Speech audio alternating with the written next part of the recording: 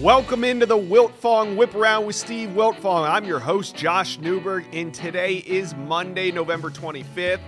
Boy, is it coming down to the wire. We're just 9 days away from the early signing period. In this weekend, it was busy. Just go check the channel if you guys don't know what's been going on, but there's been surprise visits, some new offers.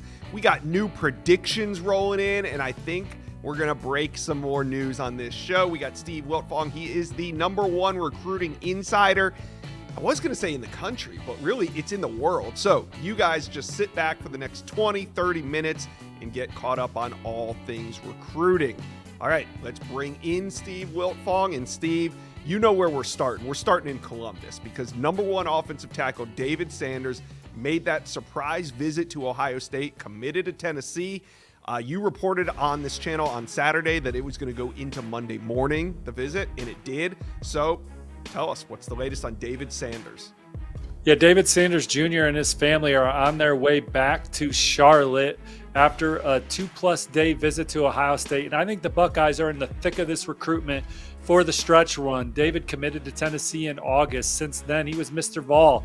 Only talked to the Tennessee staff, only visited the Knoxville campus for games. But we're at the end of the process now.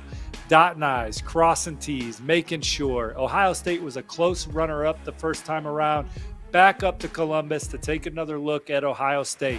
Got back around the recruits again, got back around the players on the team, obviously got back around Coach Day and the coaching staff. His parents got back around people they're very familiar with, from other parents to the parents of Paris Johnson, the former first-round draft pick out of Ohio State at the offensive tackle position. Everyone I talked to that spent time with the Sanders family said it was great vibes. Talked to multiple sources about this, and Ohio State is in the thick of it at the end of the cycle here as they battle Tennessee for a humongous spatula potential flip. So what's your feeling on this? I mean, I know Tennessee fans want to look at this and probably say, well, it was a great game. He went up there for a visit, but staying a couple extra days lends me to believe that this was way more than just a visit to go see a great game. No question. It absolutely was a visit to make sure if I should go to Tennessee or if I'm going to go to Ohio State. We'll see if another program or two pops up over the next week or so. But right now, I think Ohio State is the biggest threat to Tennessee down the stretch. And I think that they'll continue to have dialogue with Ohio State and Tennessee over the next 9 days to figure out what is the best situation for David Jr. before he puts pen to paper on December 4th. I mean, this recruitment, I didn't expect it to be like this towards the end. I mean, here we are. You're saying we'll see if another program could maybe take a big swing and get him on campus late. This seems like David Sanders' recruitment is going to go down to the wire. Well, I think it is with Ohio State and Tennessee. I'm not saying another school is going to come in. I just, it's recruiting. You cover for years. Anything can happen down the stretch. But the Buckeyes look like the biggest challenger to Tennessee as he winds down his process. Dialogue will continue with the Buckeyes as they continue to figure out what it looks like as an Ohio State student athlete on and off the field. Well, sounds like this one's trending away from Tennessee, maybe quickly. Is there anything that Josh Heupel and his staff can do to keep David Sanders committed? Well, obviously he loves Tennessee. He's been committed there for a long time, chose the Vols the first time around over Ohio State, Georgia, and Clemson. I think it's just a matter of we're at the end of the cycle. There's a lot of infrastructures and resources that go into some of these blue chip recruiting battles as well. So just making sure you're buttoned up on that side of the fence as you try and close out a player like David Sanders Jr. All right, more flip talk. You put in a new prediction for Cincinnati cornerback Jordan Woods. What's the latest here, and do you expect this to go down on signing day, before signing day? What's it connected to? Well, the Georgia product took his official visit to Ohio State this weekend. It was his second game in Columbus this fall. He's been committed to Cincinnati since the summer. But Ohio State got him back on campus, talking to sources that spent time with him. Sounds like it went great. I expect him to ultimately be in Ohio State's class when all's said and done. So is that prediction associated with what I'm about to ask you next? It seems like five-star Naeem Offord, the five-star corner out of the state of Alabama, is trending away as well from the Buckeyes. So was Jordan Woods maybe a preemptive move if Naeem Offord is to flip? I think Ohio State's got room for a couple defensive backs as they push for the number one ranked class in the on-3 rankings. They currently sit at number 3. Aiden West, the Michigan State commit, was also on campus at Ohio State this weekend. He is going to return to Michigan State next weekend. If Naeem Offord, who's going to visit Ohio State this coming weekend for the Michigan game, defects like I think he will to Auburn, certainly room for both Aiden West and Jordan Woods at Ohio State. All right, Steve, I think we got to give Cincinnati a little credit here, right? They've done an incredible job of scouting, whether it be Jordan Woods, Benny Patterson. We're going to talk about Jakari Medlock possibly flipping to Florida, Mikael Skinner. I mean, there's been so many Cincinnati recruits that have been early commits that are coveted by other schools. I just thought that this would be a good place to give a shout out to the Cincinnati coaching staff. Yeah, no question. It's a tough business sometimes, depending on the logo. Yeah, but at least they got to feel good about those evals. So Ohio State fans, talk to us. How are you feeling about David Sanders? How are you feeling about Naeem Offord? What a crazy weekend it was up in Columbus, and they get the dub. Talk to us, comment section below. All right, Steve, we got to talk Florida Gator recruiting because they are red hot. The Gators are already getting big returns on that huge win over Ole Miss on Saturday. Ty Jackson, the linebacker, committed to USC.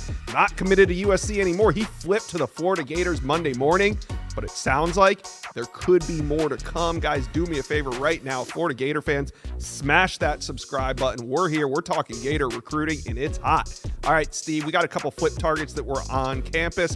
Arizona wide receiver Muiz Tunkara, he was on campus. It sounds like he could be trending in Florida's direction, and there's more to come. Yeah, by the time this Wiltfong Whiparound video is uploaded to the On3 Recruits channel, hit like and subscribe. I expect Muiz to be in the fold for Florida. Took his official visit over the weekend. Loved it. Loves Coach Gonzalez's track record, the atmosphere inside the swamp, the stage of the SEC, playing with DJ Lagway. He will be in Florida's class by the end of the day. Wow. So now we got some more big names. Last weekend, it was Byron Lewis, the Florida State running back commitment, that made a visit to Florida, said he loved it. A day or two later, you were reporting that he's going to be back for an official visit. He was back. What's the status of his commitment to FSU and where the Gators at in his recruitment? Yeah, coming into the visit, 50-50 on a potential flip. I think Florida's got a great shot to flip Byron after his weekend official visit. 2 weekends in a row, he's been on campus, brought his parents. This time, another tremendous experience. Loves the way that Florida has their young players ready to play. He could envision himself out there helping the Gators next fall. Now, another DB that's trending in Florida's direction as they try to round out that DB class in Gainesville is Onis Konanbaney. He's a commitment of Tennessee, another one of these Tennessee commitments on the road, looking around. What do you think the status of his commitment is? Can the Gators flip him? I like the way it's trending for Florida as well. I think that the Gators are the team to watch for Onis Konanbaney unless that narrative changes over the next couple days. Another intriguing name on campus was Cincinnati offensive tackle Jakari Medlock. He's from the state of Georgia, early commitment to the Bearcats, but he was in Gainesville, and it's getting late in his recruitment. What's going on here? I have an on-3 RPM for Florida to flip him as well. He talked to him after his visit, had a great time, loves the intensity of the program. He's become a major target for Florida down the stretch. He feels that, and I think the Gators are going to get him in the fold. Florida is up to number 24 in the on-3 recruiting rankings after flipping Ty Jackson from USC. Josh, they could make a run at the top 15 with some of the names still out there, the ones we talked about, guys like five-star receiver Jamie French, on 300 defensive lineman Myron Charles. There's still a lot of meat on the bone for Billy Napier and company. They play the Seminoles this weekend, a chance to get a third big win in a row, springboard them into the postseason, the bowl game, and beyond. I expect them to finish strong on the trail. I think they can land all 4 guys we talked about today. Then you still got French, Myron Charles, and others still out there. Gator fans, talk to us. How you feeling about some of these big fish that are out on the board? Can the Gators close? Maybe nobody hotter right now on the recruiting trail than Florida. Talk to us, comment section below.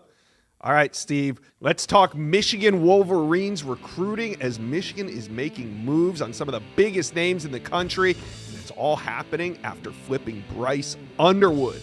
Speaking of Underwood, he made his first appearance at a Michigan game as a Michigan commitment. That last home game, Bryce Underwood shows up decked out in the maize and blue. Steve's going to go behind the scenes of what is developing in Ann Arbor. Trust me, there's more rumors swirling. Michigan fans, smash that subscribe button. We're going to be talking Wolverine recruiting.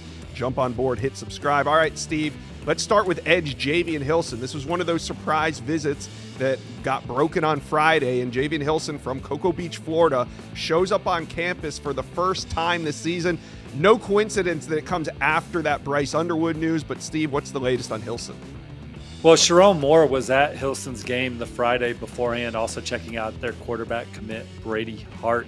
Hilson was supposed to visit Florida this past weekend. Michigan worked all week to get him up to Ann Arbor after offering, and I heard it was a great visit, talking to Hilson's camp, talking to folks that spent time with Hilson. He was incredibly engaged on the visit, asked a bunch of questions about the program. I think Michigan's becoming one of the programs to watch for him down the stretch alongside the likes of Texas A&M, Pittsburgh, Syracuse, UCF, to name a few others that have been linked here recently. But look, infrastructure and resources is going to be big in the recruitment of Javian Hilson. I think we've seen Michigan ramp it up in that regard, so we'll see what continues to happen. But Hilson's a fit at Michigan. The way he plays the game, a hard-nosed, high-effort, major motor player that lives in the backfield. Michigan's had a lot of development at the position recently with guys like Aiden Hutchinson. So they're in the thick of this one after getting them on campus late. And there's some ties on that Cocoa coaching staff. Coach James Folston, his son Torian Folston, played at Notre Dame for Michigan. Running backs coach Tony Alford. Coach Esposito was heavily involved in this. Coach Sam Popper off the field. A lot of people pouring into Javian Hilson in Michigan here at the end of the cycle, and obviously Sharon Moore's in the middle of it as well. All right. Who else on the defensive side of the ball right now are you watching for Michigan between now and National Signing Day? Well, Bradley Gompers is a on 300 linebacker committed to Duke that Michigan and Penn State are working to flip. Nathaniel Owusu Boateng, the 4-star linebacker from IMG Academy, is also a top target for Michigan down the stretch as they battle Colorado. You have local cornerback Alex Graham, who's been committed to Colorado for a long time, but I think that Michigan is in a good spot down the stretch. We'll see if Michigan circles back on some other defensive backs like they did Shamari Earls, flipping Shamari Earls shortly before Bryce Underwood. But D-line, they got a few targets out there. Moten is a kid from Kentucky that's on campus right now. His official visit's gone into Monday. Christian Ingram has Michigan on his short list. Offensive line, dialogue continues with 5-star offensive tackle Ty Haywood. Josh, he's committed to Alabama, but that's one that we're seeing Michigan try and make a late move for. And then Zach Stuskaski, number 1 player in Oregon, top 100 player in the country. He's committed to Washington. He was at Michigan this past weekend. Sounds like it went well. Georgia and then certainly Oregon are also in the mix to flip him from the Huskies. All right, there's one more big name out there that we got to talk about. That's wide receiver Derek Meadows. All signs point to him trending in Michigan's direction. I saw you put in your on 3 RPM prediction for that. So what's the timetable with Derek Meadows? Because I know Michigan's not the only team trying to flip him from LSU. No, Alabama's in the thick of that one too. Notre Dame's been trying. Alabama looks like Michigan's biggest competition. My prediction's on the Wolverines. Hearing a decision is expected this week, but we'll see what happens. All right, Michigan fans, how you feeling? How about that sight of seeing Bryce Underwood as a commitment walk out onto the field? Just let me know what you guys are thinking about recruiting. It's getting crazy. Comment section below. All right, Steve, let's head out to the Plains. Auburn versus Texas A&M. It was an instant classic, overtime win for Auburn, and there were some big-time names on campus. Let's start with Naeem Offord, who was back for his 4th game visit of the season. This one seems like it's trending towards the Tigers. How you feeling? Well, my on 3 RPM finally reflects that. Logged the prediction in favor of Auburn this morning after talking to numerous sources regarding the recruitment, talked to the Offord family, talked to people that spent time with him on Saturday. I think that was a win that really shows him the trajectory of the program, right? Auburn's been close in every ball game, but to break through to knock off Texas A&M, put themselves in position to achieve a postseason berth against Alabama next weekend. I think that it's all starting to line up for Naeem Offord and Auburn. Certainly you follow the visits, but just playing well, getting around those recruits again. Auburn's got the number 5 class in the country, headlined by guys like Deuce Knight and Jared Smith, who are also back on campus over the weekend. He sees the trajectory, the talent being recruited, but the product on the field for them to finally get a big win after so many heartbreaking losses. I think those inches add up in the recruitment of Naeem Offord. He's going to be back at Ohio State this weekend. Oregon's also still in play, but I like the way it's lining up for Auburn. Colleague Chad Simmons does too. We have predictions in for Auburn. I'm a little surprised he's making that trip back up to Ohio State, but hey, gives the Buckeyes one last shot to get him to stick. We'll see what happens, but I like your pick for Auburn. All right, more from Auburn. Confidence is building for the Tigers around Georgia commitment. Running back Usman Kroma, he was in town this weekend. Steve, are you predicting him to flip yet? Well, of the schools that he's still considering down the stretch, he's committed to Georgia, Auburn, and then I'm hearing Ole Miss trying to make a late push. Auburn's by far his best relationship. They were the program that's pushed for him the longest, prioritized him the longest, and him coming back says a lot to me about him wanting to give the Tigers one last look, and it didn't hurt that the Auburn ground game really got going. And there's an opportunity for him to be an instant impact player on the Plains, but Georgia battling to keep him in the fold. I could certainly see him sticking with Georgia as well, so that one's going to be a war. All right, one more flip target I want to talk to you about is Darian Smith, the Tennessee pass rusher, defensive lineman edge. He was on campus. Can Auburn flip him from Tennessee? They can. We talked about that coming into the visit. He's got a couple teammates committed to Auburn. His 2026 teammate, blue chip safety Jira Edwards, loved the experience. He said he thought Hugh Freeze could take Auburn to a national championship. But yes, Auburn is certainly still in play to get this flip done.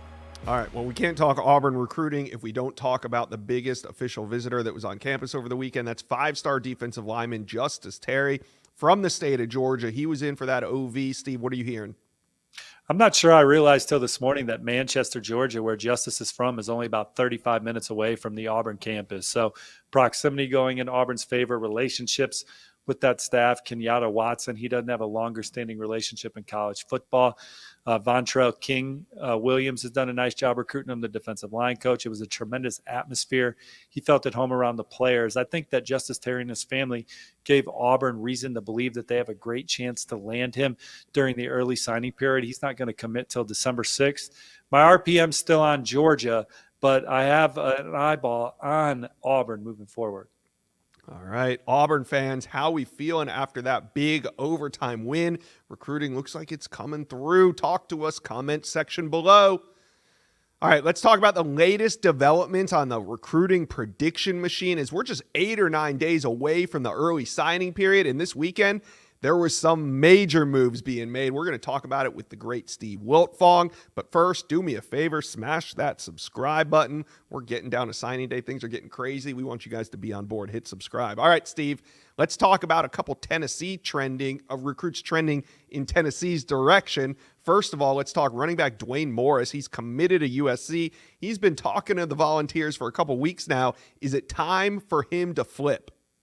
Back at Tennessee this past weekend, I think he's the next in the fold for the Vols. All right. Now, one of the top defensive linemen in the country, Isaiah Campbell, he's not a flip target. He came off that commitment to Clemson about 4 or 5 weeks ago, and it's been a battle between UNC and Tennessee. Is there a favorite in this one? I still like my prediction for Tennessee, not sleeping on North Carolina by any stretch. Tar Heels always do a great job of recruiting coveted in-state players, but a return visit to Tennessee right after taking his official visit to North Carolina. He loves the atmosphere inside Neyland, what Coach Gardner has done historically with defensive linemen, the way this Tennessee program's playing as a team defensively in the hunt for the national championship. Those are all boxes checked. Still continuing to have dialogue about the resources off the field for Tennessee football players from an academic standpoint. So still meeting with Tennessee to talk about those things. But I still like my Tennessee pick, but certainly not sleeping on the Tar Heels. All right, let's talk Georgia Bulldog flip targets, and we'll start with this Dennis Uzochukwu from Georgia State. Big old offensive lineman that you put a pick in to flip from Georgia State to Georgia. What's going on here? One of the tradesiest offensive linemen in the class, Charles Power and Cody Belair, just recently bumped him inside the on 300 of the latest updated rankings. Georgia offered shortly after. He's visited for the last 2 games. His official visit was this past weekend.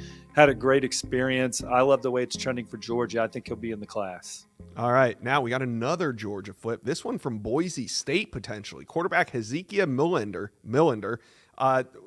We haven't talked much about him. He's committed to Boise State. You put in a flip pick to Georgia. Now, we knew Georgia had just recently offered Jaron Sagapuloteli, also Kamario Taylor, but you think they're going to go to Boise State's commit list for their latest flip. Well, I think that's just the way it's going to play out. That doesn't mean those other guys wouldn't beat him to the punch, but he visited this past weekend for the win over UMass, posted his scholarship offer from the Bulldogs on Sunday, already building a relationship with several staff members. I think when all said and done, he's the best bet to end up in the class. That's why my prediction's on him. But Jaron's expected to take his official visit this weekend. They're trying to get Kamario on campus, so we'll see what happens. Wow. Real competition for that final quarterback spot at Georgia. Let's check in on an older RPM that you made for defensive lineman Jeremiah McLeod. He's committed to the Florida Gators. How are you feeling on that pick? Still like Georgia. Think the Bulldogs ultimately add him to the fold. They have the number 1 class in the country right now. I think it's going to stay that way with the guys we've mentioned in this segment. All right, now you got 3 major picks in for the Michigan Wolverines. Alex Graham committed to Colorado. Bradley Gompers committed to Duke, and Derek Meadows committed to LSU. You feel confident in all 3? Meadows is the one I feel the best about. Now Auburn is maybe Alabama is making a late push for Derek Meadows as well. But I like where Michigan stands with him as he goes into the final week or so of his process. Gompers, Michigan, I've talked to some sources that feel like the Wolverines may have the inside track, but Penn State's in the middle of that one, and he could still ultimately stick with Duke. And then Alex Graham, he's been to Michigan a few times this year. He went back out to Colorado. So that one, I could see him still sticking with Colorado, but Michigan certainly giving him a lot to think about. All right, guys, those are the latest developments on the recruiting prediction machine. How are you guys feeling about some of these big flips as we're just 8 or 9 days away from National Signing Day? Let us know. Comment section below.